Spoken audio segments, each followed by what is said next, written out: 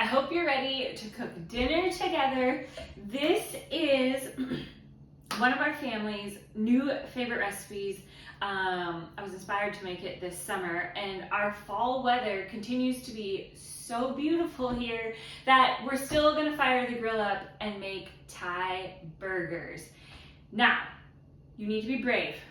Instead of buying the pre-made burger patties, I want you to buy 1 pound of burger for every 4 people. We stretch it sometimes and we'll use 1 pound for the 5 of us because I really just want to have more of the cabbage slaw and all of that stuff. So I don't care if my burger patty isn't like Mondo, but 1 pound for about 4 people. So I have my pound of burger in here, and then you need a shallot, which is a very small but mighty onion. You need some ginger. If you don't have fresh ginger, you can use dry ground ginger. And then we're gonna make a slaw with our cabbage and carrots.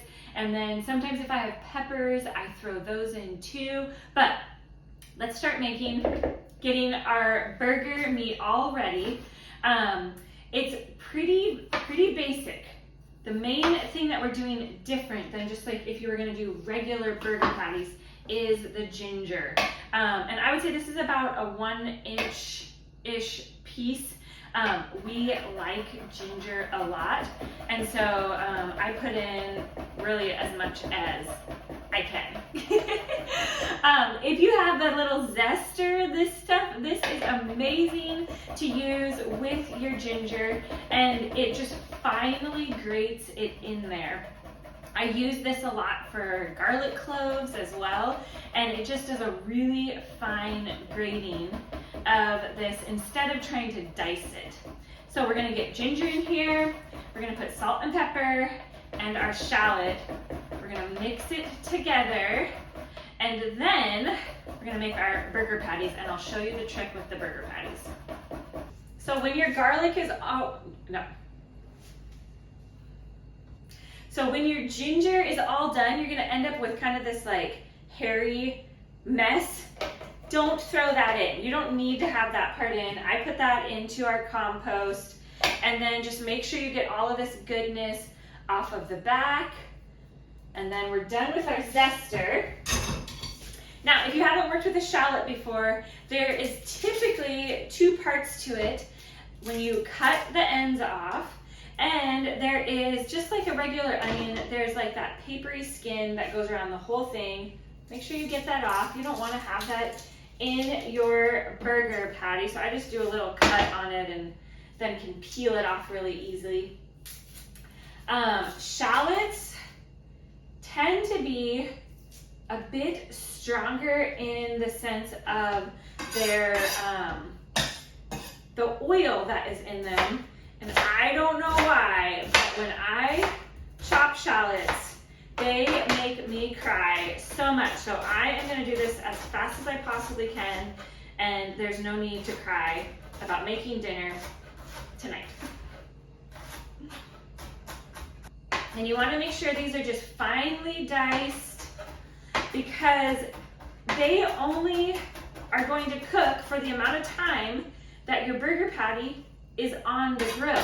So if you have really big chunks of onion, they're not gonna cook, and you're gonna end up having raw onion in your burger patty. And I don't know about you, but that isn't really what I wanna bite into when I bite into my nice Thai burger. So I'm dicing it up really fine. And I'm actually just gonna use just that 1 part of the shallot. I think it's plenty for the amount of burger that we have. If you like lots of onion, add the other part, but sometimes the shallots are bigger than others. So just know that if you cut half of it and you look in, you're like, I think that's more than enough. You don't have to use all of it. Now let's add in our salt and pepper.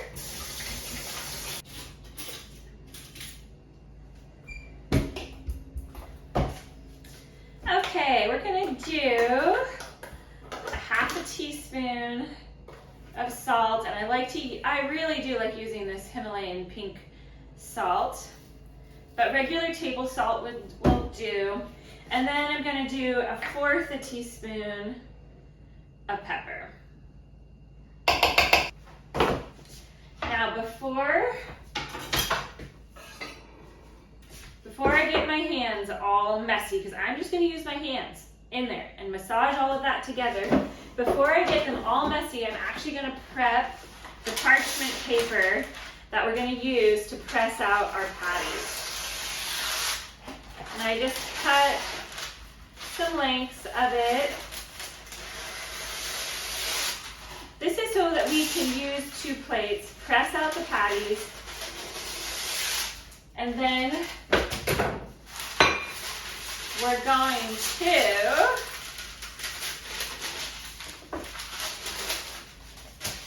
put some saran wrap over it and pop it into the fridge. So I'm massaging my ginger and my shallot in, getting it really well incorporated. And we like to add a little bit of Montreal steak seasoning when we go to grill it, which just gives it a little bit more kick of like a salty flavor. So that's why I don't add too much salt to the meat, because we will add that Montreal steak seasoning, which I'll show you when we grill it. Okay, now that I have it all incorporated in my bowl, what I do is I cut it in half, and then I cut those halves in half again. So put one ball onto your parchment paper, fold it over,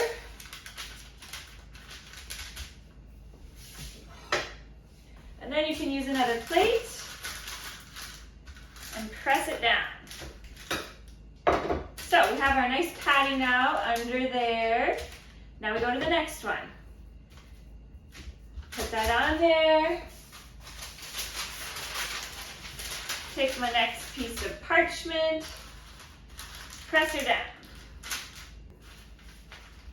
And here's my last one.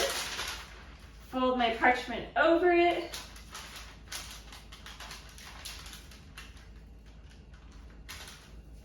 There we go. Let's wash our hands. So now that you have your burger patties all pressed and ready, which this is the nice thing, is that you can get this ready in the morning if that's when you have time, or in the afternoon. So they're all ready to go. I do think that when they are cold, they get to the kind of rest together. They tend to stay together a little bit better on the grill.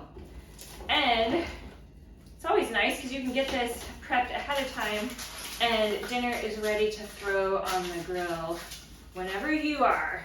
And there's a few other parts to this recipe that I think taste even better when they get to rest together. I think one of the things that makes this recipe just so delicious are all of the toppings. And one of them is pickled onions. And this is so easy to do. And I am guessing that you are gonna love it so much that you're gonna end up putting these on so many things. One of our daughters, she just pulls the pickled onions out of the fridge and uses them as much as she possibly can. So what you're going to do is, I'm just using, there was half of a red onion already in the fridge waiting to be used. So I'm gonna use this.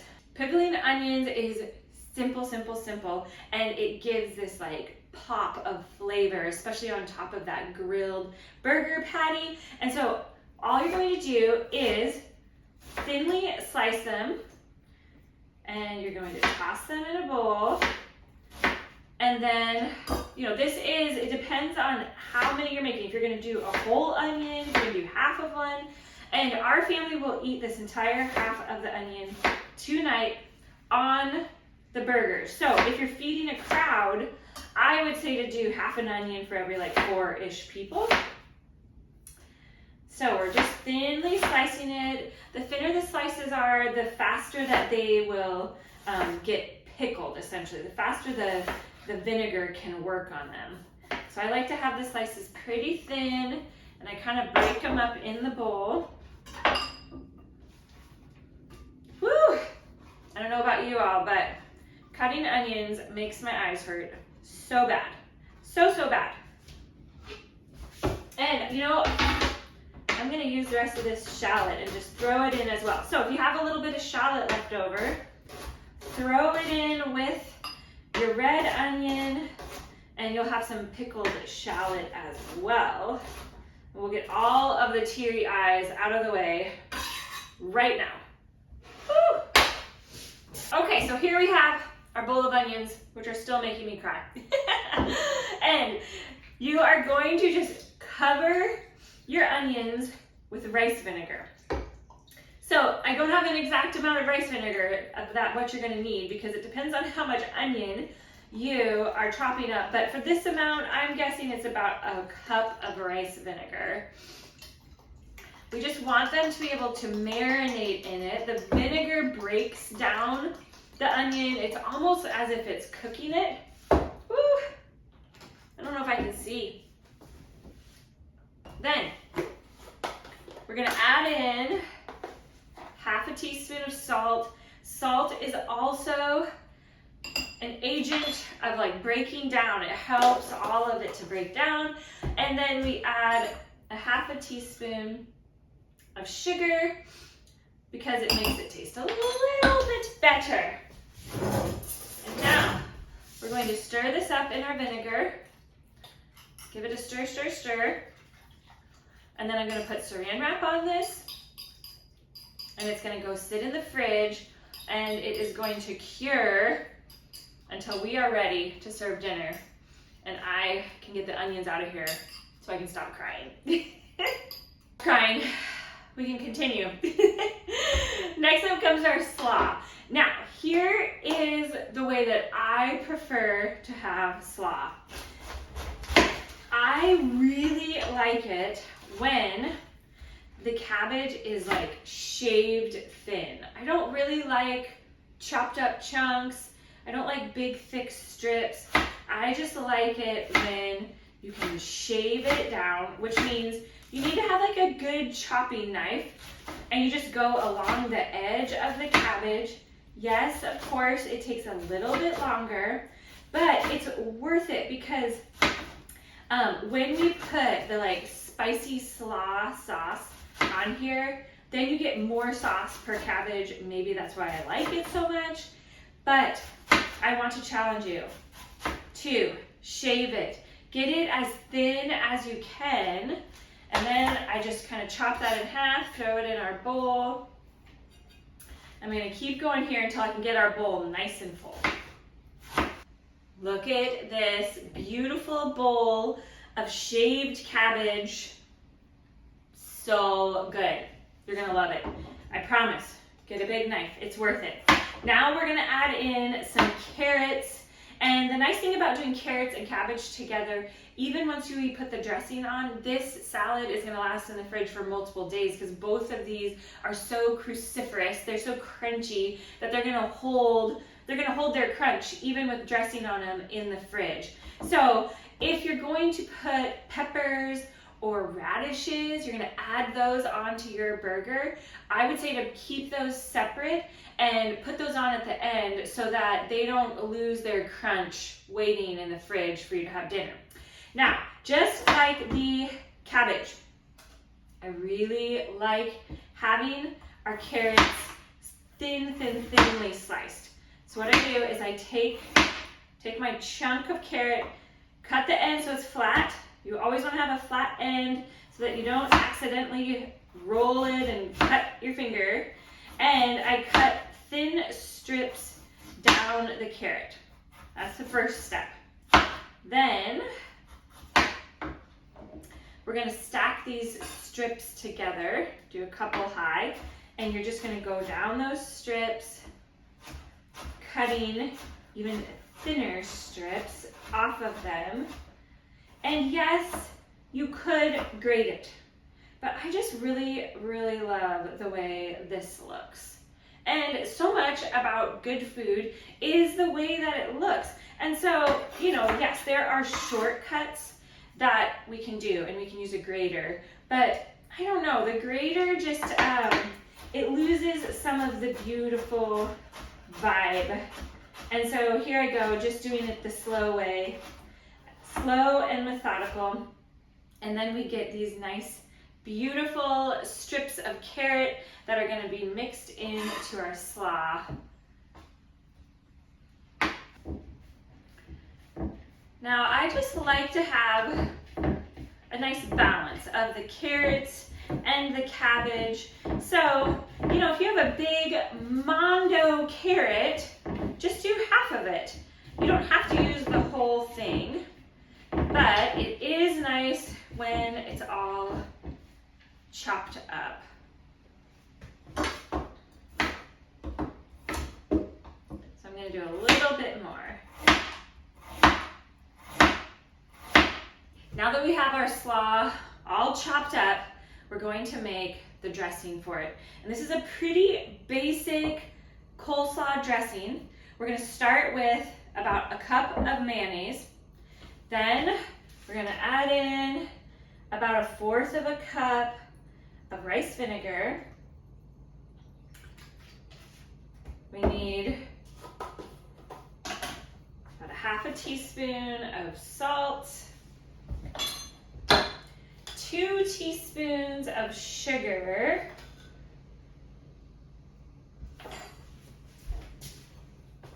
we need a few cracks of pepper, and then we need to make it spicy, so we're adding in sriracha. Now, this is to taste, okay? I'm gonna give you the measurements of kind of the like basic one that I work with, but then you get to taste it and say, do I want it to be spicier? Do I want it tangier? And you'll add more vinegar. Is it just like not quite there? Maybe it needs a hint more salt or pepper. But we're gonna get this all mixed up so that we can dress our salad with it. And you'll notice it has a little bit of that pink color from the sriracha. So the more sriracha you add, the more pink it's gonna get. But this dressing is, once you put it on here, it's gonna last in the fridge for several days. So you can get this all prepped and ready ahead of time so that you can just throw it all together when you're ready to have dinner. I think it needs a little bit more vinegar. It's almost there. I'm gonna do just a touch more vinegar. I'll give this a stir.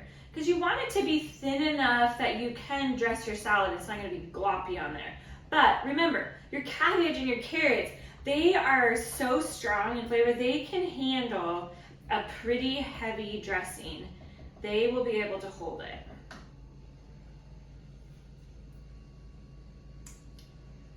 Delicious. Oh my goodness, I almost tipped it over. Now we have our dressing ready. We have our slaw ready. We have one more final ingredient. I told you the secret to this dish, to Thai burgers, is all of the toppings.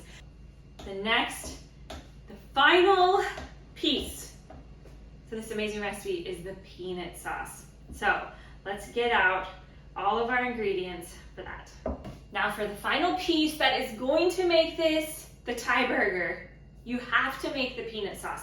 And I think that once you make this peanut sauce, you're gonna be figuring out like what other things can you put it on. And it's super easy. So I take about 1/2 cup of peanut butter, I microwave it for about a minute so that it's nice and thin and easy to mix. Then we're going to add in 2 teaspoons of brown sugar. We're gonna do about 1/4 of a cup of soy sauce. This is another one of those things that I'm giving you the base recipe, but I give you permission. You can adjust it. You can make it your own. Then we're gonna do about 1/8 of a cup of rice vinegar. If you have a fresh lime, great. Squeeze 1/2 of a lime in there. If not, this lime juice, This is the Nellie and Joe's Key West lime juice. It is so amazing. I feel like it's a secret because it doesn't taste at all like that. You know those little green plastic limes that you can get with lime juice? Ugh, don't ever buy those. If you want lime juice in your fridge, get this, or just have fresh limes around, okay? But I don't have a fresh lime, so we're using that today. And then we need a little bit of heat, so I'm putting some sriracha in, probably about a tablespoon worth, but again, you can make it as spicy as you want. And then we mix. Now, if you get yours all mixed up and it just is still too thick, I always have to end up putting maybe a tablespoon or two of water in it. All of these ingredients have so much flavor, they can handle you putting a little bit of water in so that it isn't thick. This is not what you want to put on your burger. You want it to be this thinner sauce. You don't want it to be a paste. So let's put a little bit of water in. I did about 2 tablespoons worth. You gotta stir slow so that you don't slosh it around. I promise it will all incorporate. Initially, you're gonna think, oh my goodness, I think I ruined the sauce. You didn't. You didn't ruin it. Just give it some time to get all mixed up.